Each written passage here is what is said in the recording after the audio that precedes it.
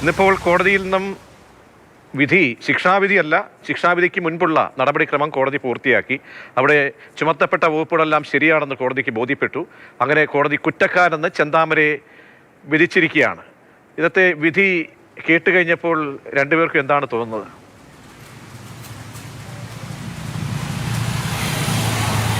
ഞങ്ങൾക്ക് വിശ്വാസമുണ്ട്, വക്കീലിൻ്റെ മേലായിക്കോട്ടെ പോലീസിൻ്റെ മേലായിക്കോട്ടെ ഞങ്ങൾക്ക് വിശ്വാസമുണ്ട്. പക്ഷേ അയാൾക്കൊരു കുറ്റബോധവും ഇല്ല. അയാൾ കോടതിയിൽ വെച്ചിട്ട് മോശമായിട്ടുള്ള രീതിയിലൊക്കെയാണ് സംസാരിച്ചിട്ടുള്ളത്. ഒന്നിനോടും പേടിയില്ല. ശ്രദ്ധിക്കാണ്ടാണ് അയാൾ ഓരോന്ന് പറയുന്നത്. നമുക്കിതൊക്കെ കാണുമ്പോൾ നല്ല ടെൻഷനും പേടിയൊക്കെ ഉണ്ട്. അയാൾക്ക് തക്കതായിട്ടുള്ള ശിക്ഷ തന്നെ കൊടുക്കണം, പിന്നെ തൂക്കിക്കൊല്ലണമെന്നാണ് ഞങ്ങൾക്ക് പറയാനുള്ളത്. ഇനി അയാളെ പുറത്ത് വിടുക എന്ന് വെച്ച് കഴിഞ്ഞാൽ അയാൾ ഇനി ജയിലിൽ പോയാലും നല്ല രീതിയിൽ നല്ലതുപോലെ നിൽക്കുകയായിരിക്കാം. പക്ഷേ അയാളെ ഇനി ഒരിക്കലും പുറത്ത് വിടരുത്. അയാൾക്ക് തൂക്കുകയർ തന്നെ കൊടുക്കണമെന്നാണ് പറയാനുള്ളത്.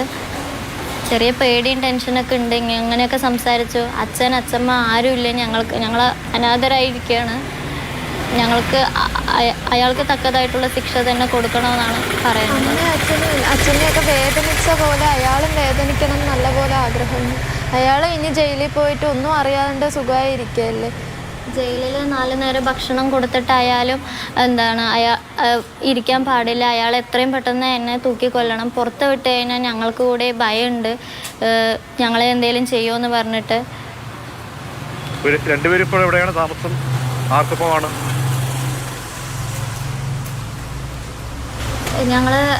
എൻ്റെ മാരേജ് കഴിഞ്ഞു. ഞാൻ ഹസ്ബൻഡിൻ്റെ അവിടെയാണ്. അനിയത്തി അമ്മൂമ്മൻ്റെ കൂടെയാണ്. അമ്മൂമ്മ അപ്പൂപ്പൻ്റെ കൂടെയാണ് ഇരിക്കുന്നത്.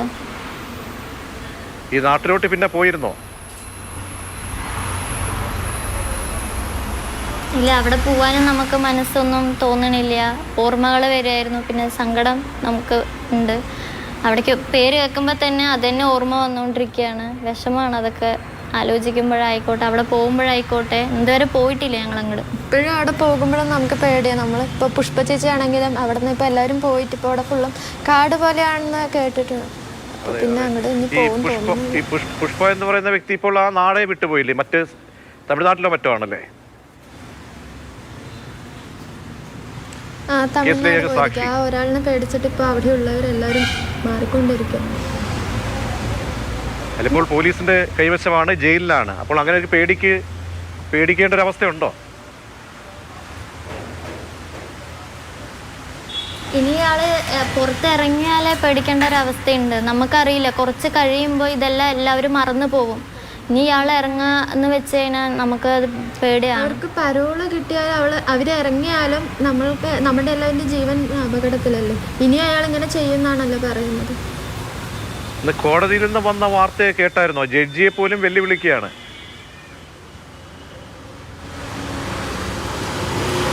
ജഡ്ജിയെ പോലും വെല്ലുവിളിക്കണം. അതൊരു പേടിയുണ്ട്. അയാൾക്ക് ഒന്നിനോടും പേടിയില്ല.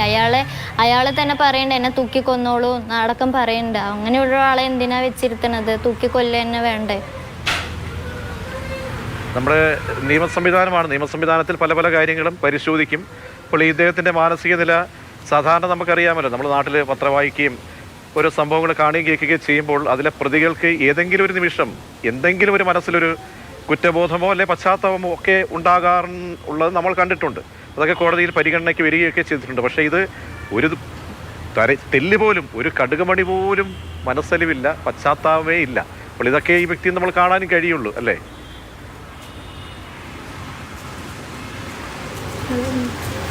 ഒരാളെയെങ്കിലും നല്ലപോലെ ശിക്ഷിച്ചു കഴിഞ്ഞു കഴിഞ്ഞാൽ ബാക്കിയുള്ളവർക്ക് കൂടി ഇനി ഒരു തെറ്റ് ചെയ്യാതിരിക്കട്ടെ എന്നാണ് ഞങ്ങൾക്ക് പറയാനുള്ളത്. വക്കീലുമായിട്ടൊക്കെ സംസാരിച്ചിരുന്നോ നിങ്ങൾ? വക്കീലുമായിട്ടൊക്കെ സംസാരിച്ചിരുന്നു. പേടിക്കേണ്ട, തൂക്കയർ തന്നെ കൊടുക്കാന്നൊക്കെയാണ് അവർ പറയുന്നത്. ധൈര്യത്തോടെ ഇരിക്കണമെന്നൊക്കെ പറഞ്ഞിട്ടുണ്ടായിരുന്നു. അവരുടെ ഭാഗത്തു നിന്നൊന്നും ഒരു കുഴപ്പമില്ല. കോടതിയിലേക്ക് എത്തുമ്പോഴോ പിന്നെ എവിടെയെങ്കിലും വെച്ചും ചെന്താമരെ കാണാൻ കഴിഞ്ഞിട്ടുണ്ടോ വിചാരണ ഘട്ടത്തിലൊക്കെ? കോടതി കണ്ടിട്ടുണ്ടായിരുന്നു. അയാൾ രൂക്ഷമായിട്ട് തന്നെ നോക്കുകയാണ്. അയാൾക്ക് ഒന്നിനോടും പേടിയില്ല. അയാൾക്ക് എന്ന് പറയാൻ ആരും ഇല്ലല്ലോ. ഞങ്ങളുടെ അല്ലേ എല്ലാവരും പോയി കിടക്കുന്നത്. വിചാരണ സമയത്ത് കോടതിയിൽ നിങ്ങളെ വിസ്തരിച്ചിരുന്നോ കോടതി? ഞങ്ങൾ പോയിട്ടുണ്ടായിരുന്നു. അന്ന് എന്താണ് ചോദിച്ചത്? എന്താണ് ഈ പ്രതിയെക്കുറിച്ചുള്ള കാര്യങ്ങൾ എന്ത് പറയാൻ സാധിച്ചു കോടതിക്ക് മുമ്പിൽ?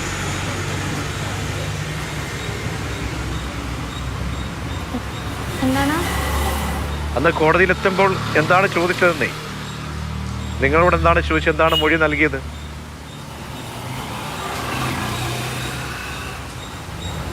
അന്ന് നടന്ന സംഭവങ്ങളൊക്കെ ചോദിച്ചിട്ടുണ്ടായിരുന്നു. അത് നമ്മൾ പറഞ്ഞു കൊടുത്തു. ഇപ്പോൾ പോലീസിലും കോടതിയിലും വിശ്വാസമുണ്ട്.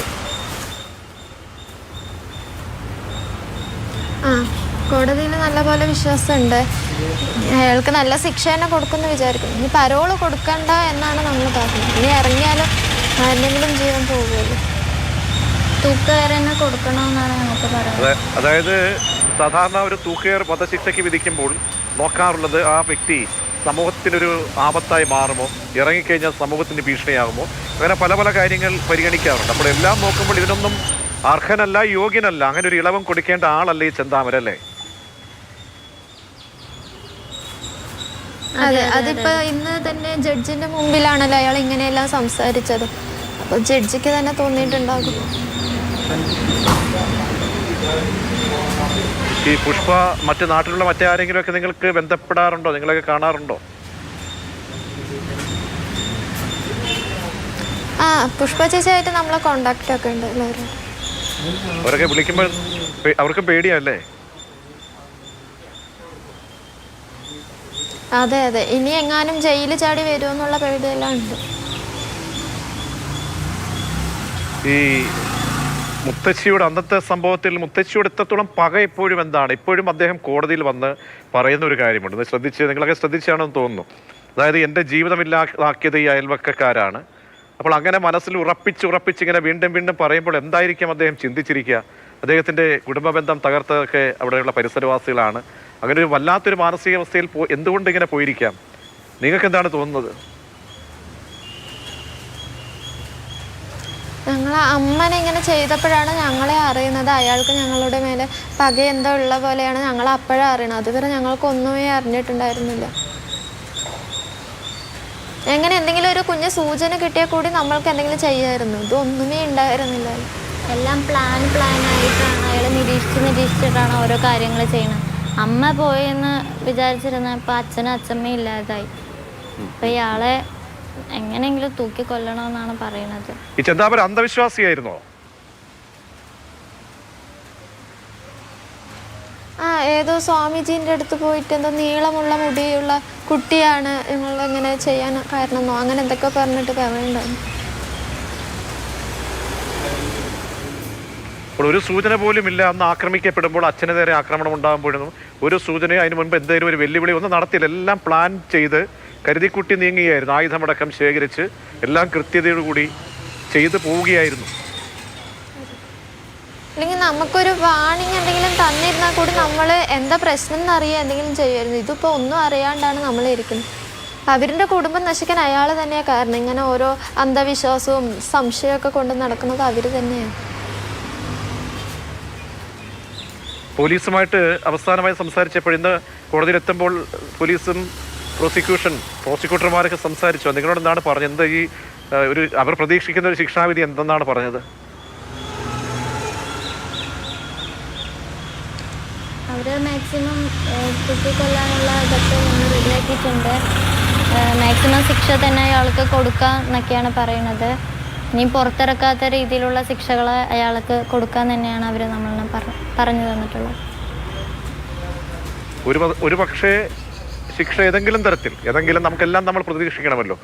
കുറഞ്ഞു പോവുകയോ മറ്റോ ചെയ്തു കഴിഞ്ഞാൽ മേൽക്കോടതിയിലേക്കൊക്കെ പോകാനുള്ള സാധ്യത, പ്രതീക്ഷ, അതിനുള്ള പിന്തുണയൊക്കെ നിങ്ങൾക്ക് നൽകും. എന്തായാലും സ്റ്റേറ്റിൻ്റെ ഭാഗമാണ്, സ്റ്റേറ്റ് ചെയ്യേണ്ടതാണ്. അപ്പോൾ അതുകൂടി അതൊക്കെ ആ വശങ്ങളൊക്കെ സംസാരിച്ചോ വക്കീലുമാരുമായിട്ട്?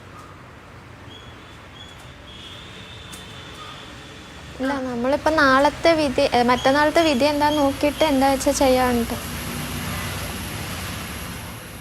ശരി, എന്തായാലും പ്രതീക്ഷയോടുകൂടി അഖില, അതുല്യ മുന്നോട്ട് പോവുക. നിങ്ങൾക്ക് നഷ്ടപ്പെടാനുള്ളതെല്ലാം നഷ്ടപ്പെട്ടു.